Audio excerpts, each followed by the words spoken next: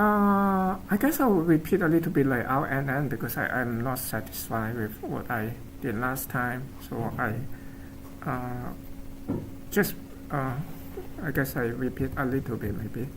So so again I will talk about recurrent neural network today. So we are done with CNN now, and so I guess to start with, like of course a recurrent neural network is like a model with memory. So maybe the first question we would like to ask why we want to have a non-memoryless model.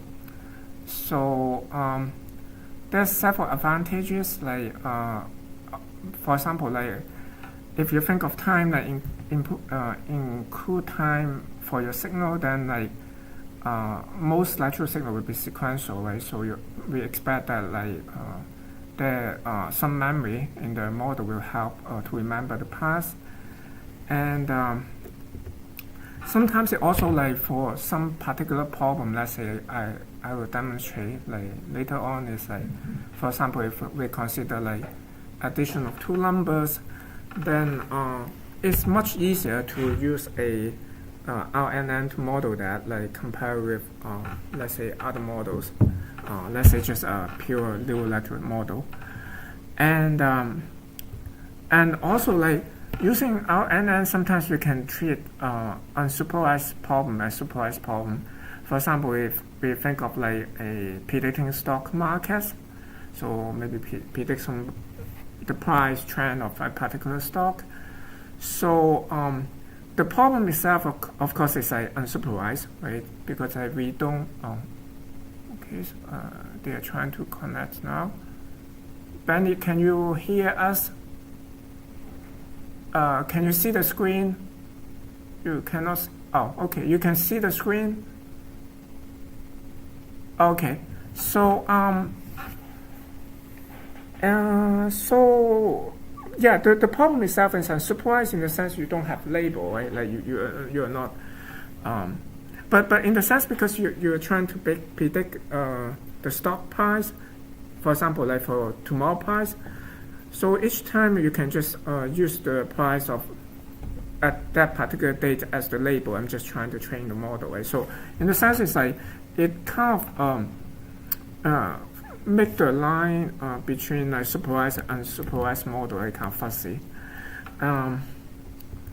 and so we mentioned like several like memoryless model like in engineering and computer science, and of course, okay, this is like memoryless model. Like I want to say a non-memoryless model, but I mean like sometimes we can. What I want to say here is like if we don't want to insert memory into the model, we can also like traditionally we can use auto-regression model or like feed-forward neural network. Also will be able to kind of like get around with memory. So in the sense like for the leaks, for example, for feed-forward neural networks, so when we try to predict the leaks output there, maybe we can just have the previous inputs and get trained a network to predict the next output.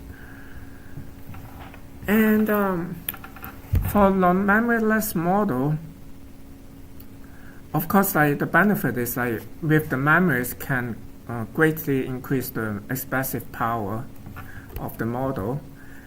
And typically, what we have is like the memory itself is like hidden, like that's in many different models. And most of the time we only have a kind of like only a probability distribution, trying to kind of estimate how probable is a particular state.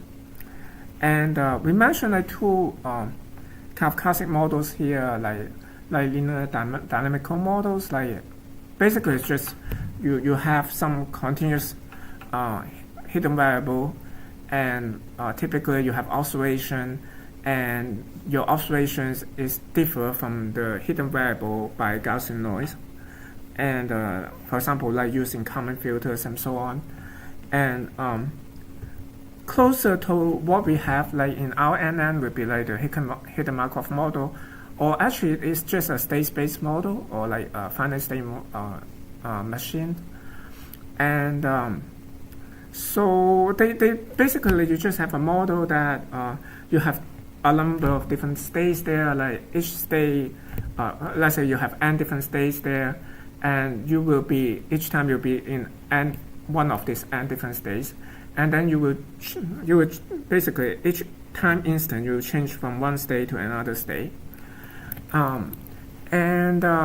So the transition in the classic like hidden Markov model is probabilistic. So you have like one state, one of the n states, and then you transit to one of the another n state. Let's say I have 4 states here. You're at this state here. You will transit from one of these other states, or you will go back to itself like probabilistically. So you define a transition probability matrix there to determine how you're going to change from one state to another state. So, and in terms of like, if you think of like the hidden Markov model or the state space model as a memory model, then the only thing you remember in the model is like whether you're in one of the n states, right? So the only thing, that's the only thing you can remember. So therefore, in terms of amount of information, that would be like just log to the number of states, right? So therefore, like the number, in terms of number of bits of information for n number of states hidden Markov model or like state space model, they will only have log n so many bits of information. So it's not that much. And as we mentioned, like last time, for example, if we have a problem trying to predict speech, like from one half to another half, then there are actually lots of information there. For example, like how I articulate the sentence and the syntax and some semantic information. And definitely there will be like lots of information. And even though, let's say, assume that like for a minimum that let's say just like 100 bits of information, to model that with a hidden Markov model will take like 2 to the 100, like so many states. So instead, like for the recurrent neural networks, so that what we have is like that actually we also kind of briefly go through that last time. That's the basic model here, the vanilla model here. So it's pretty simple. Like we just have the input is x here, and we have some hidden state like h here. So each time instant, we'll update this state from the old state with the old hidden state there, and also like the input there. And for this function here, typically what we can have, let's say, is just a kind of straightforward neural network. So that in the sense that like we will have the hidden state will just multiply by a matrix weight here like WHH plus like WHH multiplied by the input like x here. And then we just go through like typically a activation function here, let's say a 10h here, so we update to the new state. And for the output, we'll basically just like for the hidden state multiplied by the matrix. So it's a pretty simple model here. So then like in terms of training this RNN, then we will need to basically what we're going to happen is like, let's say I keep on have inputs coming in, right, and I have some outputs here. So I want to train the model such that like my output will be like will be kind of matched with my target output there. So what we can do is like basically we unfold the model here. So we have like input like let's say from time t-1 t and t+1 here, and then we have corresponding output like yt-1 yt+1. And now then like because we have some target, right? Let's say we have target like let's say y tilde t+1. That's our target there, and that's my target y t tilde or something like. Then from this way we can compress the loss way. So we can say like also like depends on like whether it's a regression problem. Maybe we have a distortion loss, or like we can have like cross entropy loss. And the loss again we can just propagate, right?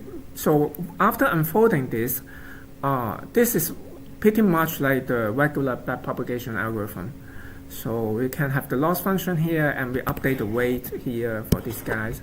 So basically compute the derivative gradient for these guys here, and then just we can use optimizer, like just add them, or like just RMS pop, or like simple gradient descent optimizer to update the weights. Any questions here? So there's some like irritative like extra issue here compared with like regular neural network.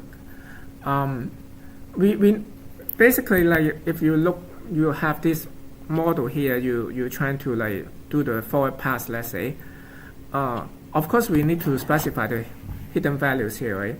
Of course, in regular neural network we need to specify the weight here, but this is something extra. Like besides the initial weight, we also need to determine the initial value for the hidden variable.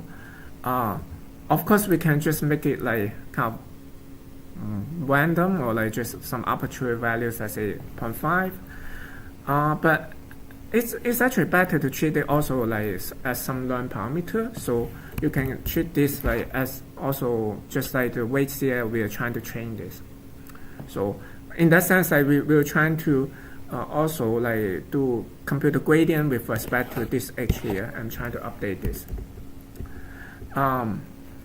So yeah, then it's essentially the same. Like you start with some initial guess, and then you just unroll the model, just as unfold the model as here, and then you do the backprop as for other parameters. And in terms of initialization, like also like in terms of I mean, if you want to kind of like pull out some sample, like just to train the model, you need to initialize that, as I mentioned. You can or what I want to say is like, or maybe like more precisely, is after you train the model, let's say you want to sample from this model to generate some data, so you need to specify some initial values, right? You need to specify the inputs. So you can specify in different ways. You can specify, let's say, for all the units, like you specify some initial values. So this is like basically all different hidden units here. So for all hidden units, you fix some initial values. Or you may just initialize like one particular or a subset of values here, subset of units here. Or like you can also like specify like for each time steps, you fix like the one of the units to have like one of the states to fix to be some particular values. And also like in terms of training, you can also have some variation of like what you want to specify for targets. So previously we basically assume that let's say like you can fix, for example, like only the last time instance. Let's say you train the model for several. Let me go back to this slide here, maybe it's better. So when you unfold the model, let's say you have some output here, maybe we can ignore all this and only consider the final outputs here, and I'm just trying to backprop like back. But we can also, so that's essentially like this, but we can also like specify like several of this. So like for the several last couple layers, we will just, actually it's this one, specify like the design activities for all the units, like for the last couple steps, and that will be good for learning attractors. So that will, if you do that, that's more likely that the hidden activities will converge to some values. Also, like we can also like pick a subset of hidden values, hidden units, and fix all of them to for all the time instance there. So here's a basically very simple toy problems that illustrate the power of RNN. So let's say we're just trying to do addition of two numbers here. we don't know how to do it. Let's say, of course, it's simple, but let's say we want to train a lateral model to compute. Let's say I have one number added with another number and compute this number here. So of course you can train it with like other neural laterals, it's just plain vanilla neural laterals. But in this case, if you do that, like you must fix the number of digits, right, beforehand. Let's say if you have a vanilla neural lateral, so each of these are inputs. So then you basically need to fix the number of inputs here. The number of inputs is fixed, the size of the lateral is fixed, and so on. And we also like that would be a bit tricky in the sense that like intuitively you expect like for each of these bits they should behave pretty much similarly, right? Because like each step you understand basically is just adding two inputs and adding maybe a carry number there, carry digit there, and we expect that they behave pretty much the same. But it's hard to impose this constraint in this model. I mean, in the neural lateral model, like laterally. So therefore, like using a feed-forward neural network, like a vanilla network, is not very easy. So instead, like if we use an RNN, then basically each time we have like basically two-digit inputs, right? So just two binary digits here, and we are trying to spell out like what's the output there, and we probably need to remember the carry number. So the model will be, if you write it down like yourself like manually, it will be like trying to learn an algorithm like this, right? So let's say if you have two numbers, let's say you start with no carry digits there, and if your input is like 0 and 1, 0 and 1, or 1 and 0, then the next day will basically have no carry, right? Still have no carry, and you expect to pin out at 1, right? And then next time maybe like if I receive like 0 and 1, then I will have again no carry and also pin out at 1. But if I receive a 1 1, then I have like carry, I should have a carry there, and also I should pin out a 0 and something like that. Now what we want is like we want to train a neural lateral model to automatically do this. So our model will be very simple like this. So basically you have xy is the number and represent into binary digits. So then the output will be, this is the target output here, and it's just basically x plus y, right? And in terms of binary, so and we want to train the model such that this C here is what we have from the model. Basically, each time we'll plug into this like B1, C1, and it's supposed to spell out this like D1 hat here. And more precisely, it will be like this, right? We have B1, C1 here.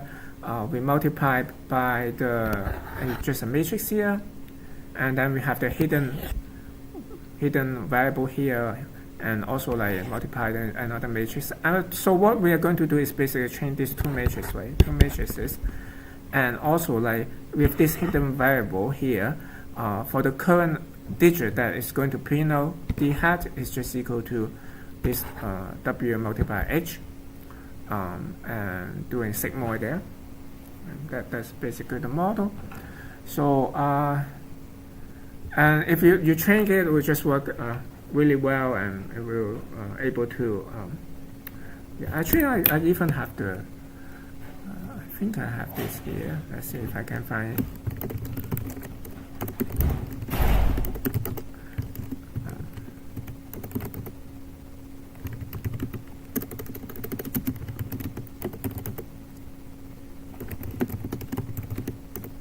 So it of course it's a very simple problem. It will run really fast. Then after a while, the model is trained, and then it's able to compute this addition here. And I think the number of hidden units used here is I forgot 10 or 11. Maybe if I can, maybe it's better to use here.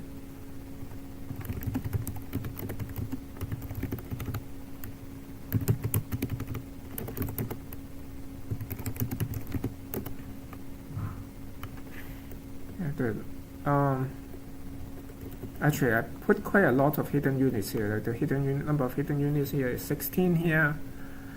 So we can, yeah, but I'm not going to test it here. Like maybe you can shrink it down and it still work.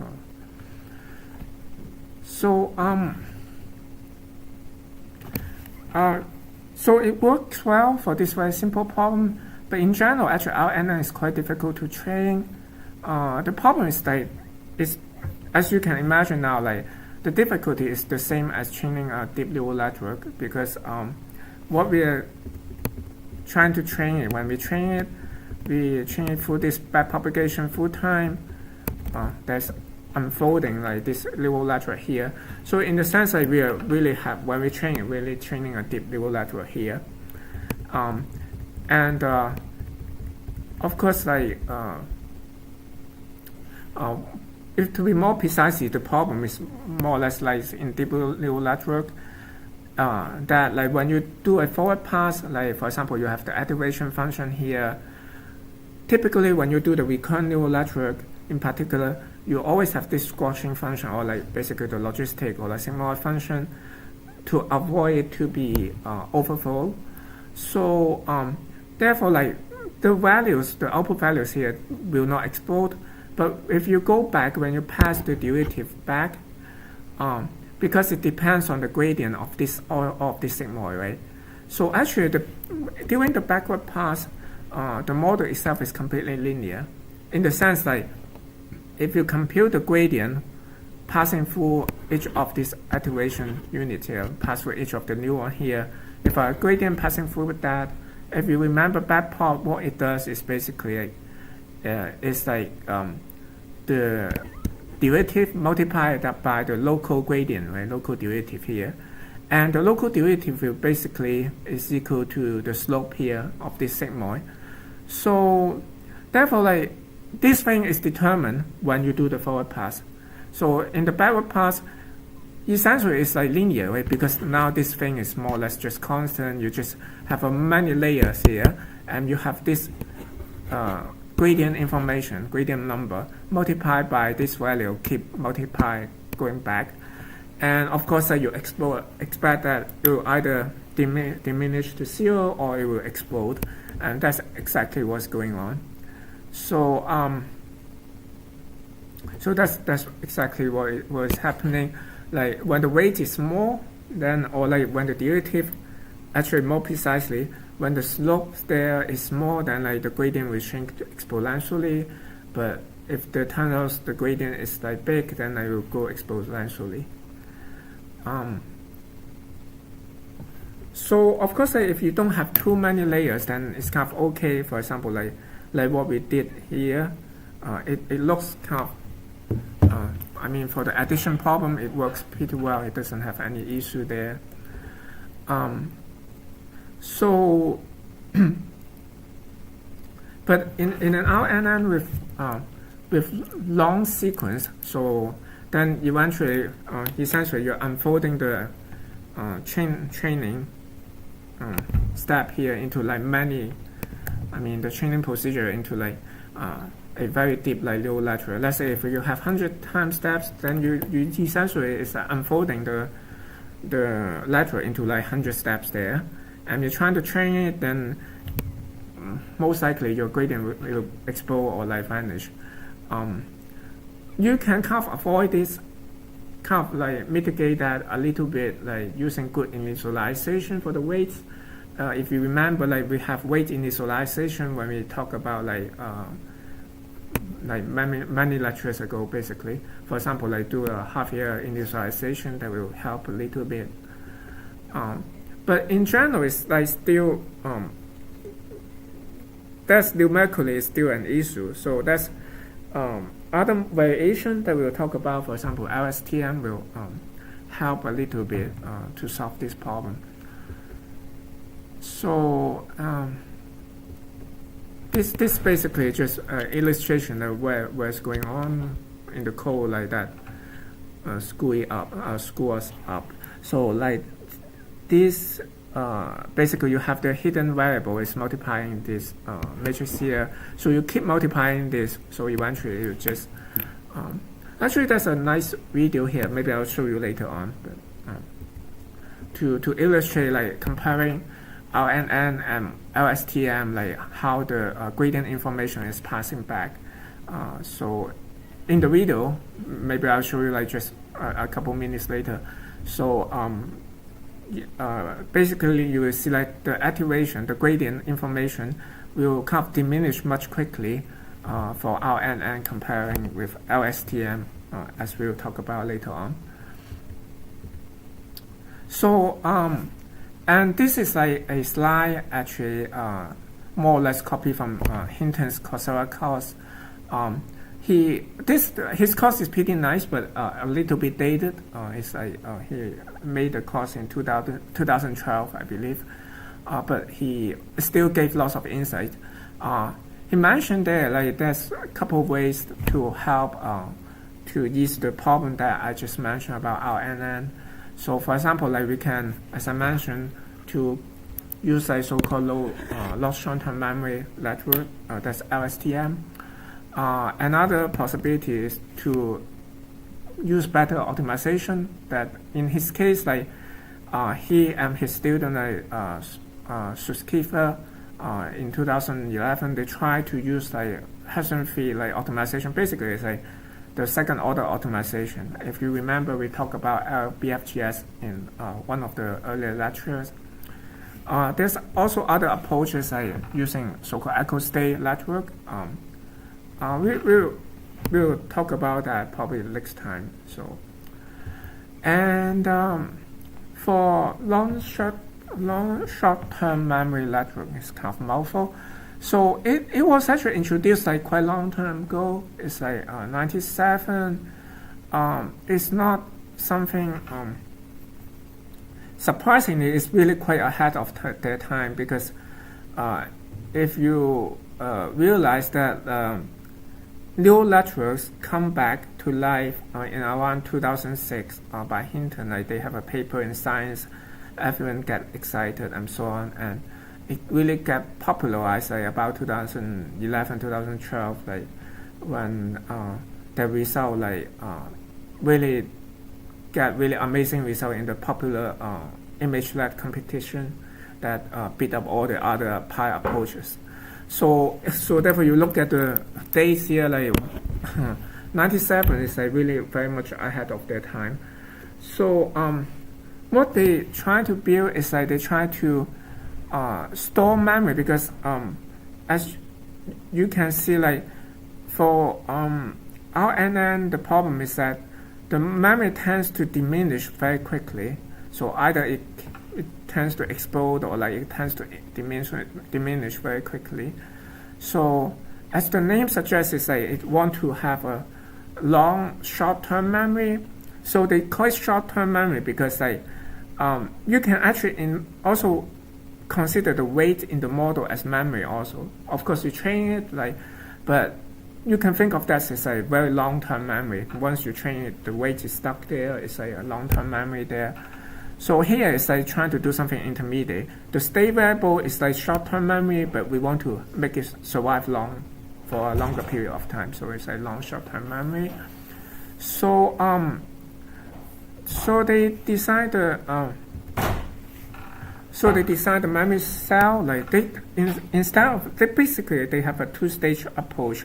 They have the hidden variable that we mentioned there, the H there, but they also have a memory unit. So they have a memory cell that trying to, okay, I will talk more later on.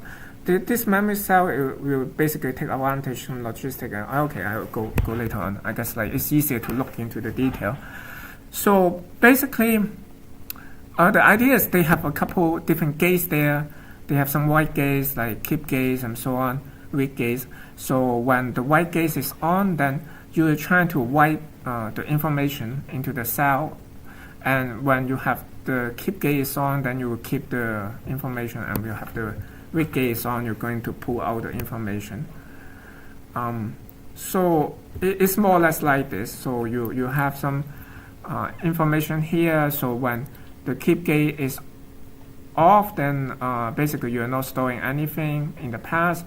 And then when you have a white gate is on, you write stuff like into the cell, and if like the weak gate is on, then you're going to put it out. So this weak gate is off, so it's not pull out anything. So the keep gate is on here, then it's going to remember what's going on in the past, and so on and so forth. But this line is actually lying. The actual model is a little bit different. It's in the sense that they instead of have a keep gate, they really have a so-called forget gate here, and they also have an input and output gate, and they have this G here. Doesn't really have a good name for that one. Some people call it just gate. And notice that like for each of these gates, they actually use different activation function. So for this input output gate and this forget gate, they use sigmoid. So therefore it takes value from 0 and 1. So for this gate, it actually takes a 10H, so it goes from like -1 to 1. So basically you're trying to train this W again, right? So you essentially it's like it's very much a more elaborate like RN model. So when you train it, you're basically still like in practice you can almost just take it as a black box, because what happens is basically you have some input and you use previous state, you keep some previous state put into the LSTM, you just spell out the current state, something like. And you can also like for as I said, like you use this as a black box and as RNN, and you can stack it. For example, like here if we have some input like going into the little lateral, and each time instance here, so basically you let's see what I have here. Oh, okay. So each time here, so this is the X here that's coming in, and then like you have this or in itself it already has some hidden variables, right? So with this X and the hidden variable is spelled out the little H here, right? And you can also pass this H to another layer of of like memory units, basically memory layer. So you can stack it like more and more, something like that, to increase the capacity of the model. So you can think of like this basically is different features. So you have one layer basically like trying to remember something, then it's a little bit like CNN. You have like multiple layers. You're just trying to train to learn like different level of features. So this is another illustration of the LSTM. So basically it's the same thing. So one interesting thing is that like if you look at LSTM compared with like RNN, essentially if you just look at the cell state there, if you ignore the forget gate or like you include the forget gate here, so what LSTM does is like it's like this structure, right? So for the cell state C here, it basically multiplied by this forget gate here. So if the forget gate is on, then basically like each time it's just like adding this bunch of stuffs here. So comparing with RNN, that you are essentially for each input here, you are trying to what I want to say is like this is very similar to if you remember, it's very similar to a Westlet in the sense that you are trying to code something like you're trying to code the residual. Of course, in the Westlet, you're trying to train this guy, but still, like one advantage of Westlet, if you remember, is that like when you do backpop, you are like you almost like you have a super highway. You can bypass some of the units, so that therefore like the gradient is going to survive for a longer period of time. So it is going to survive like even a deeper network. So for the same reason, people usually that use the same reason to argue that that's why the LSTM can kind of keep the gradient for a longer period of time. Of course, like for the structure itself, like it's you may guess that it's reasonable that they keep the memory for a longer period of time. So and there's like other variation of LSTM. For example, there's GRU is kind of one of the best known alternative. But more or less like what people does is they pull out this either like LSTM or GRU and they treat that as just another memory unit like RNN and able to remember something. Actually, let's see if I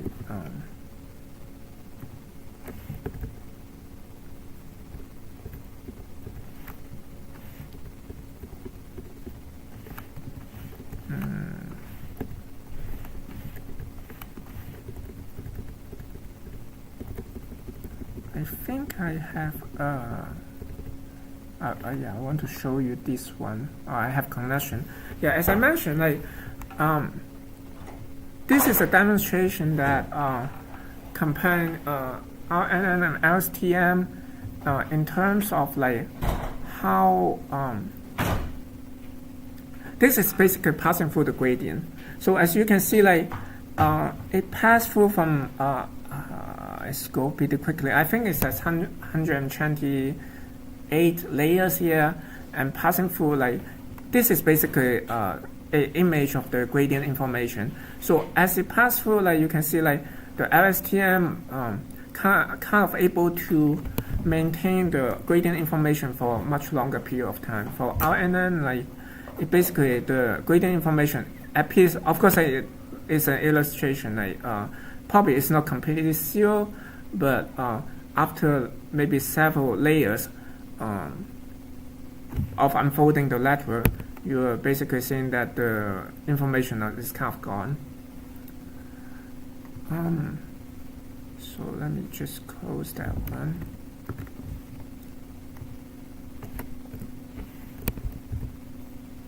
So let's look at some more realistic example. We saw a toy example trying to do addition of two numbers. So now let's think of like trying to, actually I showed you also last time, it's like trying to model some tasks.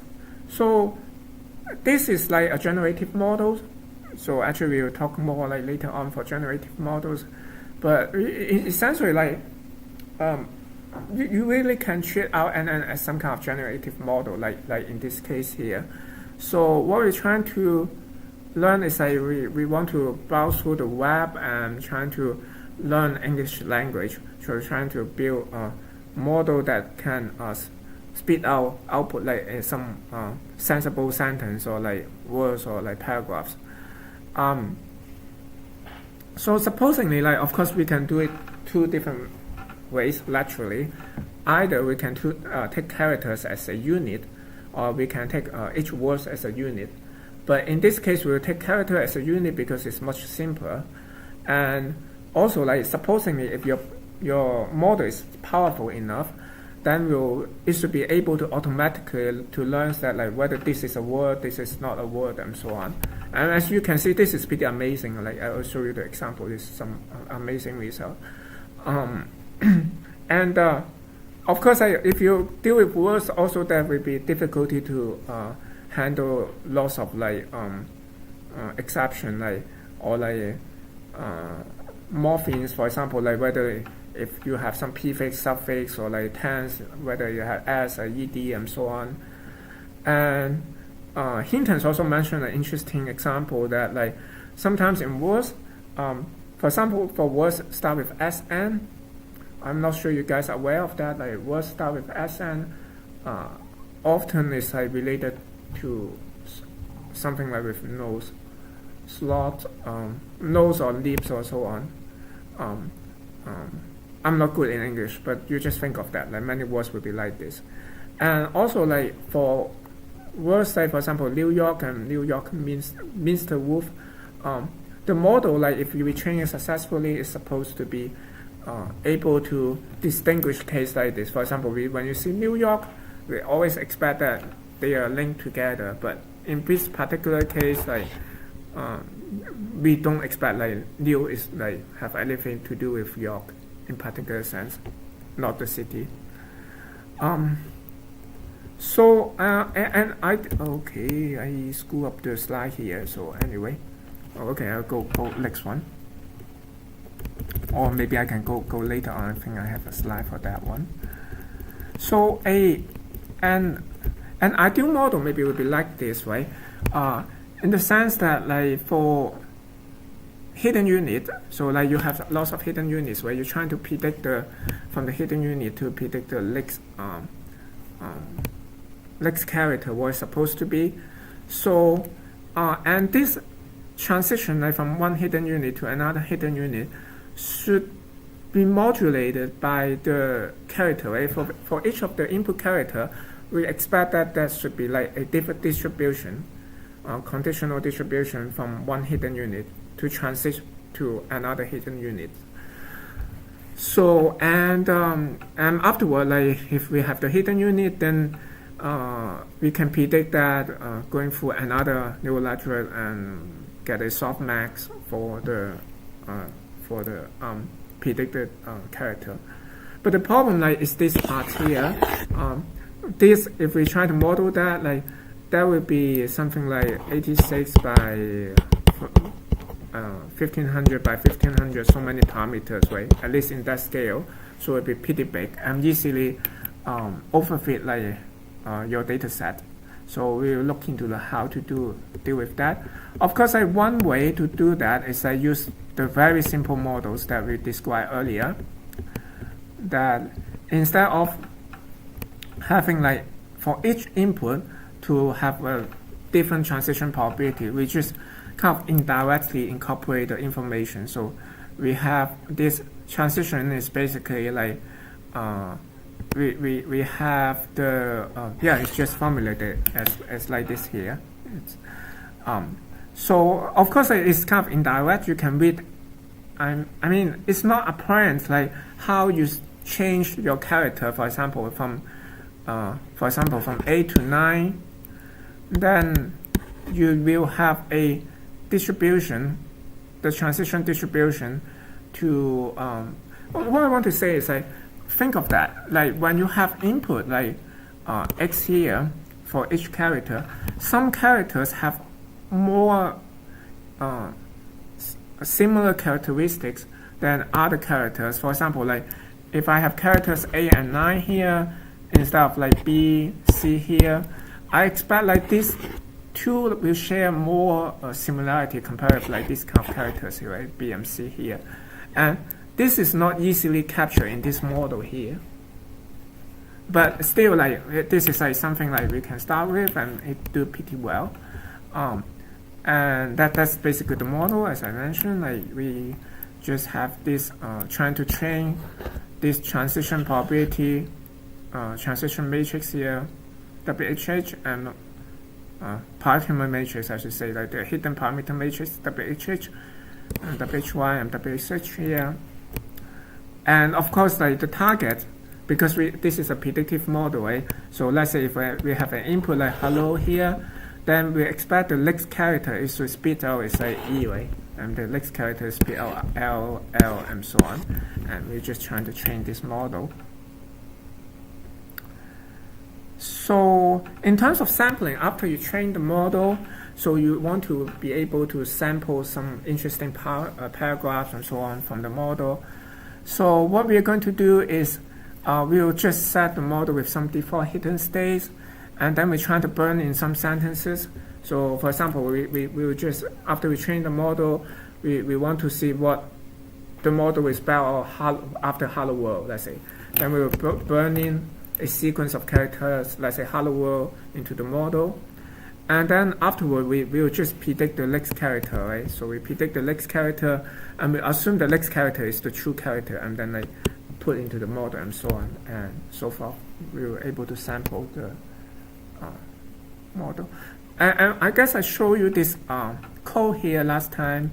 So it's very short, like very short model, like it's like 112 lines of code. And this didn't even use any library. besides this pure NumPy source code. You can find it here basically.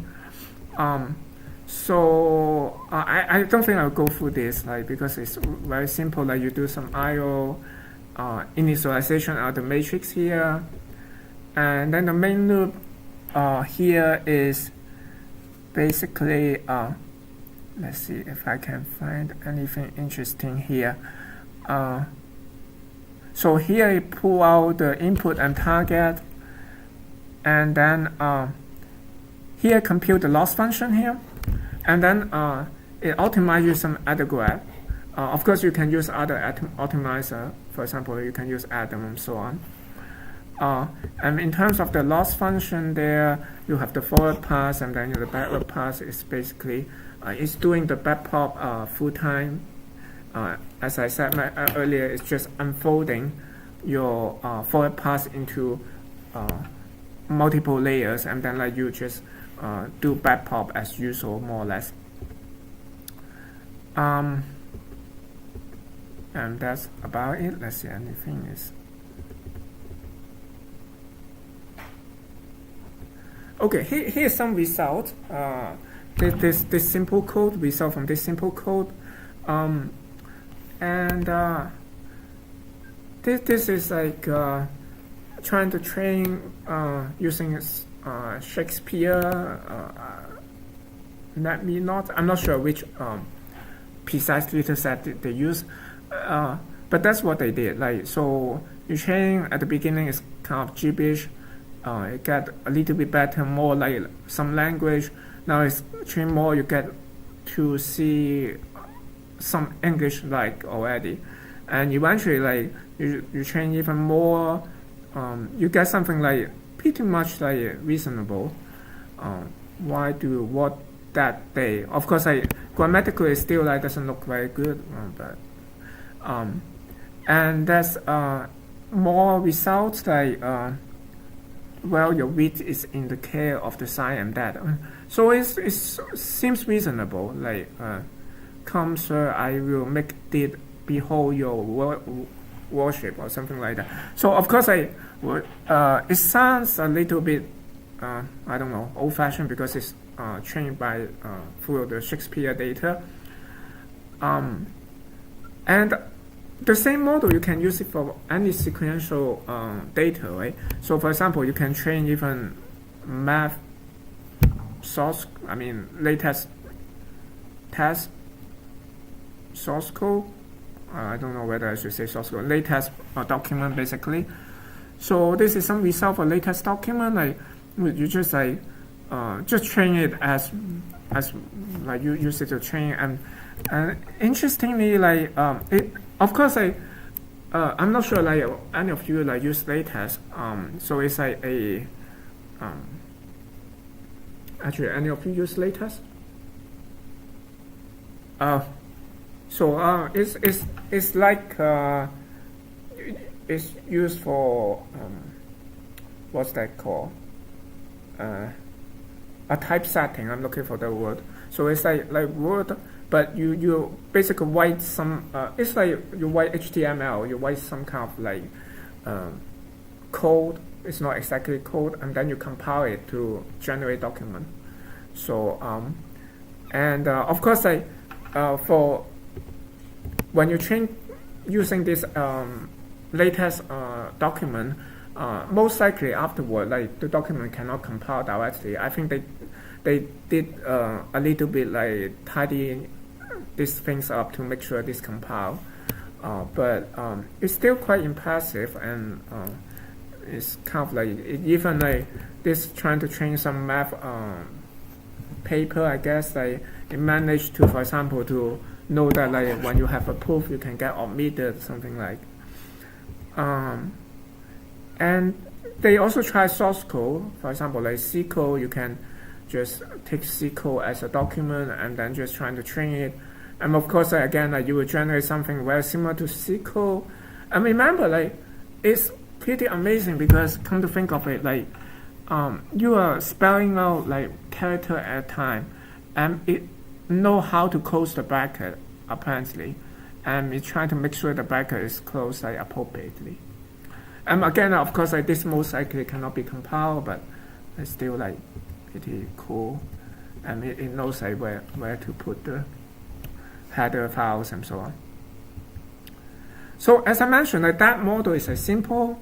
So we can get a bit more sophisticated. Like I like to mention also the model by Hinton and Sukivsky, yeah, and Suskiva. I'm sorry, his name. And as I mentioned, like the ideal model would be like this, right? Each character we want to have a basically different transition model, but it's kind of difficult. So because it's big, right, as mentioned earlier. So instead, what we can do is they try to do a simplified model like this. So it's like you think of like they decompose the expected probability. So think of this as three groups here. So this, let's say you have some input, you have some hidden variable, you spell some other hidden variables, and you can think of like with different inputs here, you should give out a different distribution of this output here. And you may start with, let's say I have one, and let's say we have like different type of distribution, with just a linear combination of that. So let's say we have like 100 type. So it's like a decomposition, like 100 different kind of distribution, and we are going to linear combine this together. And how we are going to scale this combination here will be weighted by like a scalar product of basically it's like a match filter kind of stuff of your input to these two groups here. So in the sense like, let's say the output for this particular distribution, this is a particular distribution, and it will be weighted by, let's say, a match filter kind of stuff of the input A here with a predefined match filter, let's say UF here, that's one scaling factor, and also like another input B here with another match filter WF here. And this will be your scaling variables. So, and of course we can, this seems logical, and we can rewrite it and think it in another way. So we can think of like basically rewrite this, the previous equation, as, so because I remember these two are scalar, right? So therefore I can pull this at the other side, not the other side, I just can swap the orders of these two things here, two terms here. And also because like this just vector, so A transpose UF is equal to UF transpose A. So then therefore basically we have this thing, this matrix is multiplied by A, right? So it's like this guy multiplied by this guy multiplied by A. And this is essentially it's like outer product of these two kind of match filter that I mentioned, like VF and UF, and multiplied by the input A here, and it's scaled by like this B transpose by multiplied by WF. So, and of course, like this is only one term here, so we want to linear combine them, so we add many terms here. So that's what we have here. So in terms of optimization, what they did in their work, like for Hinton's work, there is they, as I mentioned, they use Hessian-free method to minimize. So that's basically like the LBFGS that we mentioned earlier. But they didn't actually use LBFGS, they use conjugate gradient instead. For conjugate gradient, it's an optimization method that is you want to, it's kind of like also like those kind of like design that kind of method, but you're trying to look for direction that is kind of alternating. I mean, like trying to, each time you start with a direction and then you're trying to look for the minimum because it's like second order, right? So you know where is the minimum you can compute the curvature. And once you get to the minimum, you want to find a direction kind of conjugate to the previous direction. So the intuition is that like the conjugate direction should not screw up your previous optimized result there. So something like if you have a how should I say that, like more or less like this, like if you you start with, let's say this is the optimum point here. If I start with something here, if I go, let's say start with this direction here, let's see if I can draw it nicely. Maybe start with this direction here. So I try to find the optimum there, like along this direction. I go down to, let's say, this point here. And the second time, I'll look for the direction that it won't affect my previous optimization. So that I should go along this direction. And then like, again, I will go down and something like that. So anyway, it's a pretty popular method. Like if you're interested, I guess you can dig into that. And in terms of training, they use like 5 million strings. It's much bigger data, larger amount of data compared with the toy problems that I show you, like the 111, I mean the very short code there I showed you earlier. And they basically take this like from the Wikipedia, and they're trying to predict the characters after 11 characters. So we're trying to predict the afterward. And in terms of training, they took lots of time. They use a GPU board, and they actually literally spend a month to train it. And actually, as a remark, India Suskifer, I cannot pronounce his name well. He's the co-founder of OpenAI and director of OpenAI. So if you guys are interested, you should learn his name. I mean, interested in looking for a job like in that direction. Yeah, maybe they will hire people. Yeah. So, of course, this is the work back in the days he was a student. And this is one of the results that they got.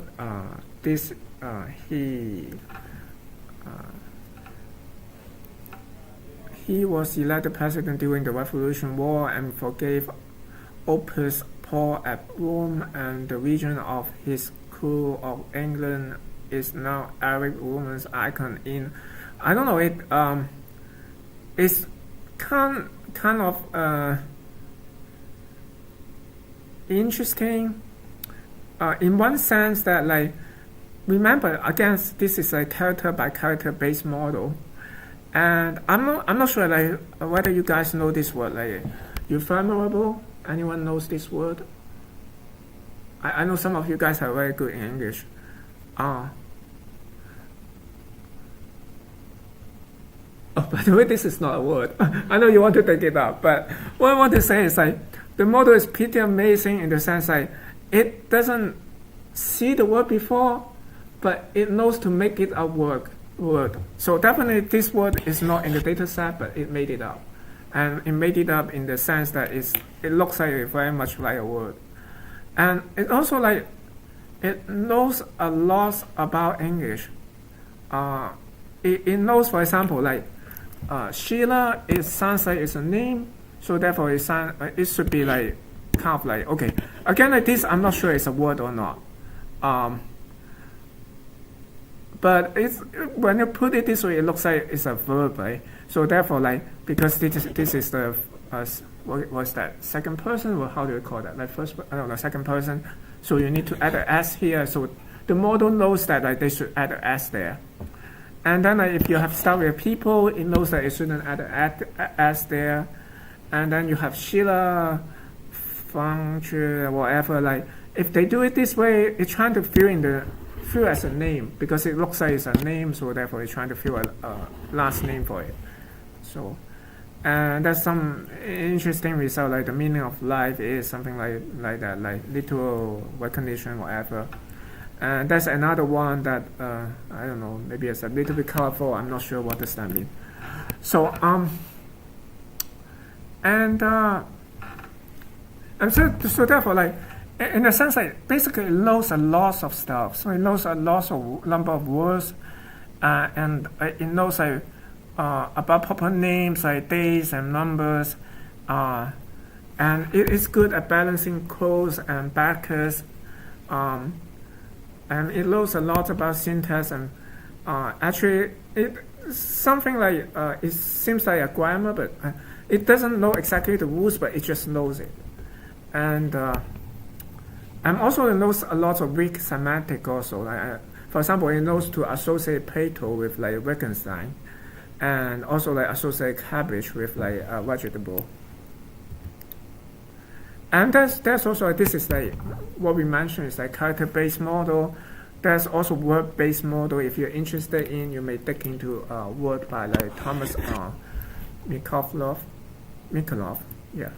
And so with lots of data, like RNN will basically bits like, of course, like when I mean RNN, I also include like LSTM and so on. Yes.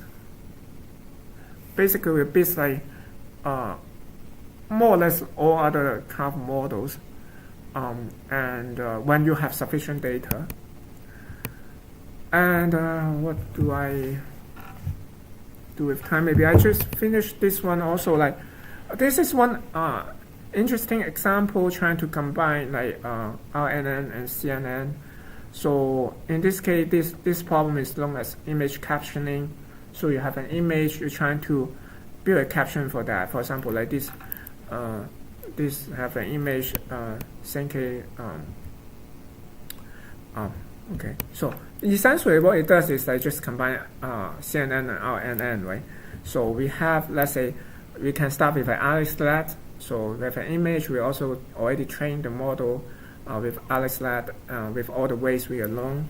And then maybe we can just remove the last layer there, and then plug in the last layer weight outputs there, so as hidden variables to for the RNN. And then like, of course this RNN you can basically like with this, okay, in this case they use a word-based model here, so you plug in this into the hidden unit here, then it spell out the word, like from the model, like spell out a word. Then next time, like you just say, okay, this is the word, and then like you continue to do that, and so on and so forth until okay. There's also a special character here. You have a special character for start, and you have a special character for end. So when we spit out end in the model, then it will just stop.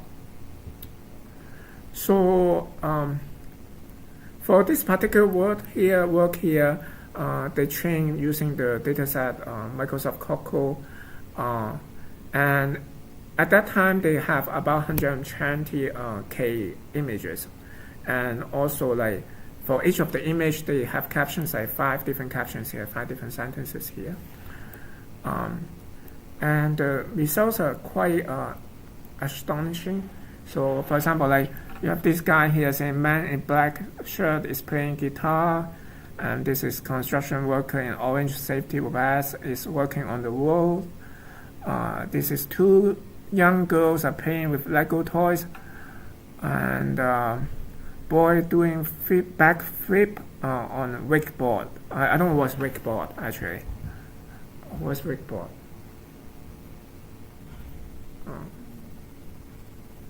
Yeah, I don't know. I know snowboard or like skateboard, or I'm not sure what's wakeboard actually. It's wake up, like the wake, WAKE. No, the wakeboard is like underwater. Oh, it's like surfing. Sorry? It's like surfing, like on the wakeboard. No, but just catch the parachute. Oh, there's a parachute and the so like it's in the sky, something like that. Oh, okay. Yeah. Okay, maybe that's reasonable because they think that boy is like I'm not sure why he think it's a boy. Anyway, so but there's also some misses. Like for example, this a young boy is holding a baseball bat, and there's a cat is sitting on a couch with remote control, and this one a woman like holding a teddy bear in front of a mirror. Somehow like they kind of sense lots of teddy bear. Maybe it's because of image that so or like Coco, like they have lots of teddy bear there. And there's a horse is standing in the middle of a road. So I guess I will stop here.